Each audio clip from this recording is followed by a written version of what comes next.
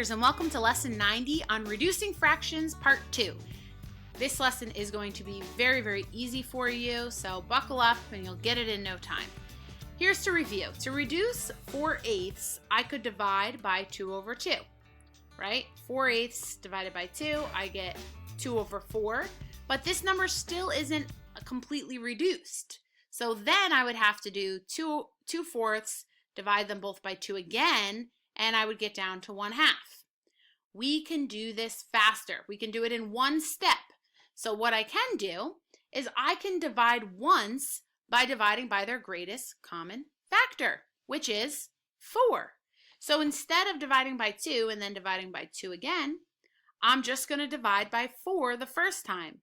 So 4 divided by 4 is 1. 8 divided by 4 is 2. And I skipped this whole step and got to go right to simplifying it to 1/2. So in this lesson, what we're doing is we're looking for the greatest common factor.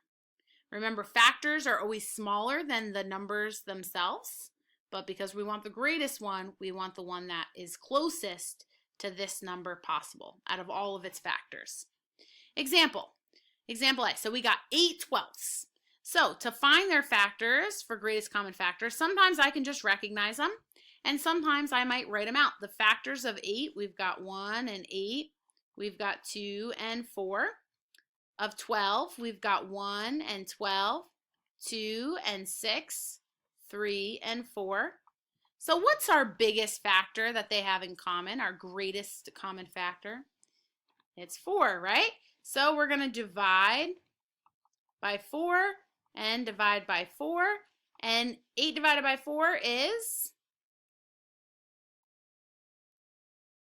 12 divided by 4. So there's our answer. It's that easy. So wonderful. Try example B by yourself. Let's go to example C. Write 40% as a reduced fraction. So my first step for that, this is a percent, so I'm always just going to put it over 100. And now I need to divide by the greatest common factor. Okay? So, what is the greatest common factor? I can recognize it right away, but if I wasn't sure, I could write them out and figure out what they are. So let's see. Well, I don't want to write all these out.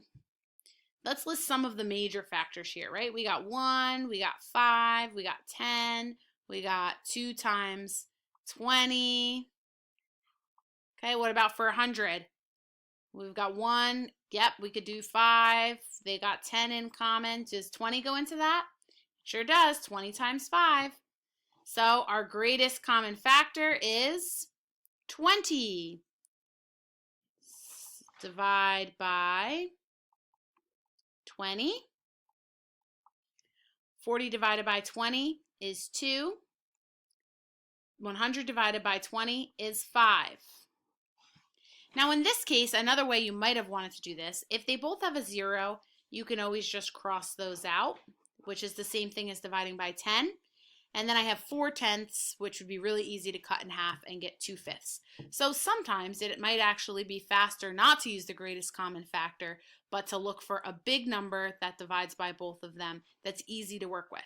Because dividing it by 10 first really cut it down compared to if I divided it by 2 and then 2 and then 2 and then 2, I would have had to keep going forever and ever and ever and ever. Try example D on your own. It says write 30% as a reduced fraction.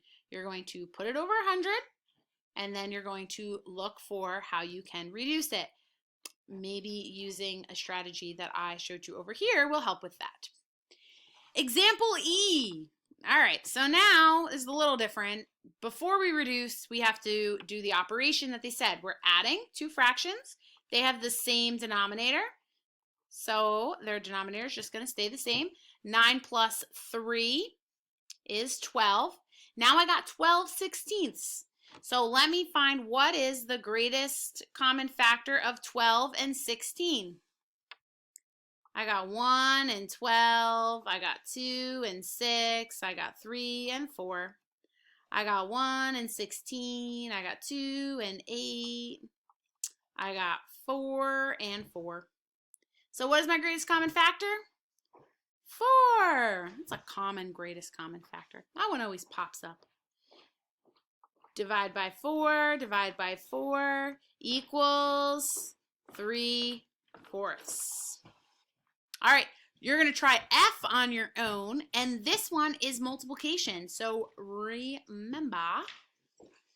Oh, see, I want you to do the trick here, though. When you can just see their factors right here. Then it would already be reduced for you. You wouldn't even have to divide it afterwards. Anyway, multiply across, divide by the greatest common factor. Or if you use my trick, I won't hold it against you of reducing before you multiply. Go ahead and get to work.